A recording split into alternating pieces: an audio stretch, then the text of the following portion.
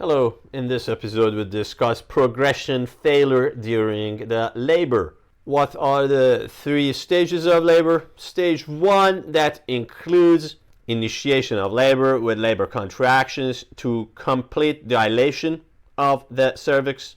Stage 2 starts from complete cervical dilation to delivery of the fetus, and stage 3 is the delivery of the placenta. Now, stage 1 itself is subdivided into latent phase followed by active phase, and there is a cutoff point. The latent phase is initiation of labor till 6 centimeter dilation, and the active phase is from 6 centimeter to complete full dilation, which is usually 10 centimeters. What knowledge of these factors are important because we need to know when we are dealing with a progression failure at exactly what stage of labor we are, again because the management differs. So I cannot emphasize on this that if you faced with a progression failure or arrest, which is zero progression for that stage, as opposed to protraction, which is slowed progression, you need to figure out exactly what stage you are and what phase you are. Based on that, also remember that stage 1 protraction or arrest is described by suboptimal cervical changes, while protraction or arrest of stage 2 is defined by suboptimal fetal cardinal movements during the labor, mainly descent and rotation. Now, we have certain risk factors and underlying etiologies for either protraction or arrest of the stages and phases we discuss.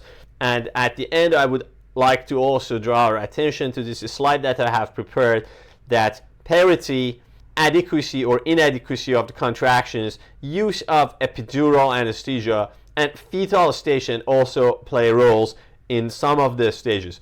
It will be beneficial that we just quickly review it and at the end return back to it. Remember, parity is an important factor in almost all stages and phases except for the active phase, stage 1.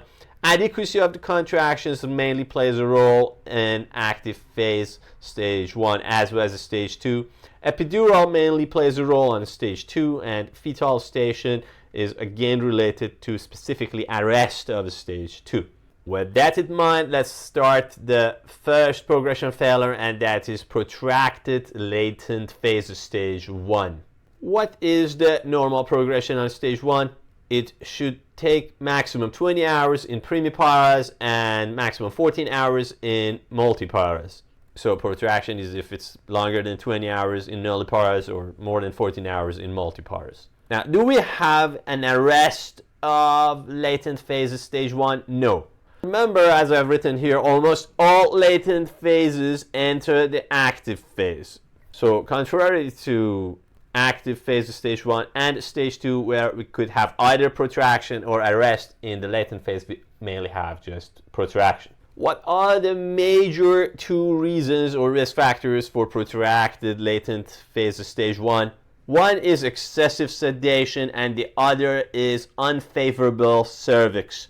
Do you remember what is the score we use for assessment of favorability of the cervix? That's Bishop score, and by definition a Bishop score of less than 6 is considered unfavorable cervix, which means requirement of ripening. Now, there are other causes for protracted stage 1, and they include either hypotonic or hypertonic contractions. What is the management? Well, when there is unfavorable cervix with a Bishop score less than 6, we attempt ripening with prostaglandins, but we usually initiate the protracted stage 1 latent phase management with rest and some parenteral analgesics and narcotics. If these don't help, we consider induction of labor with either oxytocin or amniotomy.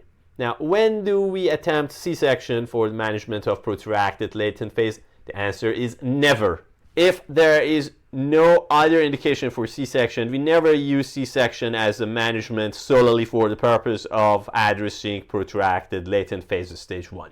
By the way, do you remember the factors used for assessment of cervical favorability in Bishop score? Cervical factors such as centimeter dilation, percent effacement, consistency that could be firm, medium, or soft, with soft having higher score, and cervical position that could be posterior, mid position, or anterior, with anterior having the highest score. Okay, let's move to next phase, and that's the active phase of stage 1 labor.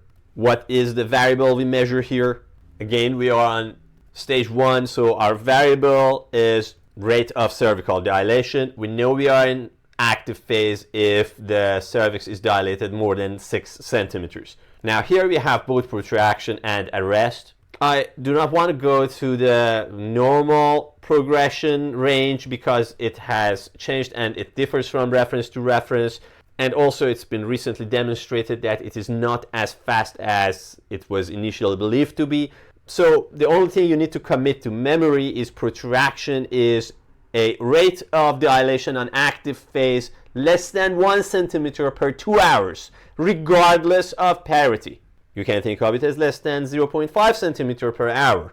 Again, this is the updated reference range, and again, this is for protraction. Now, what's the meaning of active phase arrest? If the patient, the parturient who is in the active phase, which is cervical dilation of at least 6 centimeters, have no cervical changes for at least 4 hours despite adequate contractions, or has no cervical changes for at least 6 hours with inadequate contractions. Now, what is a way to give us a clue that the patient has inadequate contractions?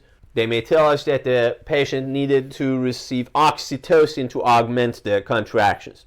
Now, how do we measure the adequacy of the contractions more precisely and quantitatively? We use Montevideo units. By definition, contractions are considered adequate if their 10-minute average reaches 200 Montevideo units. What are the risk factors for either protraction or arrest of active phases stage 1?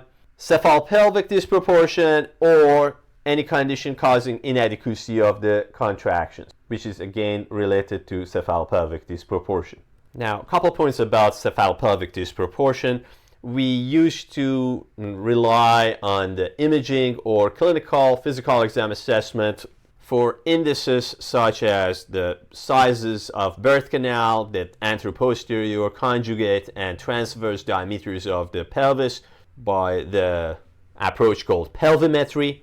However, now a trial of labor has replaced it, and by that we mean if there is a protraction or arrest of labor, especially in active phase stage 1, we tend to identify the condition as to be caused by cephalopelvic disproportion. That is, there is some issue in terms of relative size of birth canal to the cephalic diameters of the baby. Okay, so what is the management of progression failure active phase stage 1? Well, for the protraction, we use augmentation by oxytocin. Now, very important question, when can we attempt amniotomy? Answer is if fetus is at a safe station, and that's a station that is at least -2. In other words, or put it simple, we cannot attempt amniotomy if the station is -3. But anything lower than that or higher than that mathematically, that's the stations -2, -1, 0, 1, 2, etc., are considered safe for amniotomy. Why is it so? Because the station -3 indicates that the head of the fetus is not even engaged yet. So in that situation, our only approach would be augmentation by oxytocin. Now, a very important algorithmic approach for the management of arrest of active phase stage 1. Remember, all of these are also applicable in the condition where we initiate the management of the protracted stage 1 active phase and it fails to improve. Then we go to these managements that are specific for the arrest of active phase. True or false, management of the arrested active phase stage 1 is C-section. That is not necessarily correct. The very first step for the assessment of active phase arrest is an assessment of adequacy of contractions. That's use of intrauterine tokometer. Based on that, we will have 3 scenarios. We have adequate contractions, we have hypotonic, and we have hypertonic. If it is hypotonic, we need to continue our oxytocin for further augmentation. If it is hypertonic, we need to use morphine sedation. Remember, the same way that hypotonic and inadequate contractions can cause arrest, too much of contraction can also cause arrest. But if we have adequate contractions, then the management is C-section. Now, remember we mentioned in the protracted latent phase of stage 1 management that we can use prostaglandins alone for ripening or amniotomy alone if the proper station is reached. Remember, for the progression failure in active phase, we need oxytocin. We cannot use prostaglandins alone or amniotomy alone. Okay, now moving to protraction or arrest of stage 2 labor. Remember, it's full dilation to delivery, so we are not using the cervical changes as our variable. We measure the rate of fetal cardinal movement, specifically descent. What is the normal range of progression during stage 2? Stage 2 usually takes 0.2 to 3 hours in nulliparas and 5 to 30 minutes in multiparas. What is the protracted stage 2 labor? Contrary to active phase, parity plays a major role for our definition, so progression less than 1 centimeter per hour in nulliparas or less than 2 centimeters per hour for multiparas is definition of protraction. What's definition of arrest of a stage 2 labor? If a primipara, the nullipara, has no progression, no fetal cardinal movement and descent for 3 hours, or if a multipara has no fetal descent for 2 hours. What other factor plays the most important role in our assessment of progression failure, especially arrest on stage 2? Whether or not the parturient has received epidural anesthesia. So in the presence of epidural anesthesia, these definitions of arrest require 1 additional hour. That is, arrest with epidural in nullipara is defined as no progression for 4 hours, and arrest in a multipara with epidural is defined as no progression for 3 hours. Why epidural is such an important player here?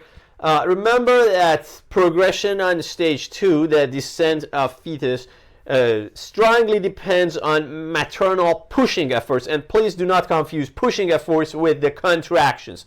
The maternal active coordinated conscious pushing efforts has an afferent arm and an efferent arm. Epidural impairs both these arms, and therefore the mother would not exert proper pushing efforts under epidural. Based on this, what are the most important risk factors for protraction or arrest of stage 2 labor? Epidural anesthesia, malposition, macrosomias. Can you give an example of these malpositions? Remember, persistent occiput posterior, transverse position, or encyclitism. What's this encyclitic position? It's a position in which the baby's head is just tilted to one side in a way that the baby's head is not in line with the birth canal. Based on this knowledge, what is the very first step in the management of protracted stage 2 labor? Initiate improving coaching on maternal pushing efforts. This is specifically important in all labors, but especially for the ones receiving epidural. Okay. Specific management for the protracted stage 2 begins with decreasing the rate of epidural and observing the patient for improvement. Remember, contractions could still play a role, so if the contractions are determined to be inadequate, what's the management? Again, we mentioned inadequacy of contractions for the previous stages, but it can still play a role here. If it's determined that contractions are inadequate on stage 2, that could be the cause of progression failure. So we continue administration or initiate administration of oxytocin. Now, what's the management for arrest of stage 2? Remember, for the assessment of arrest stage 1 active phase, we needed to first evaluate adequacy of the contractions. Here, for assessment of next step management for arrest of stage 2 labor, we need to assess station and whether or not the head is engaged. Why is it so? Because if head is engaged, the recommended course of action logically would be vaginal delivery. In this case, we need to use assisted operative vaginal delivery if contractions are adequate. So if you are asked under what circumstances we can manage the arrest of a stage 2, not protraction by the way, but the arrest of a stage 2 with C-section, the answer is if the arrest happens without fetal head engagement, and that's station -3, or when, despite our use of Pitocin, contractions remain inadequate, we can manage the arrest of stage 2 with C-section. The third indication of C-section is for fetal malpositions, which is one of its general indications. We need to know the general indications for C-section. We are discussing them specifically in terms of indications. And as you can notice, protraction is not managed by C-section if the initial managements work, but arrest is the condition either in stage 1 active phase or in stage 2 that are managed by C-section. Thanks. This finishes our discussion of progression failure.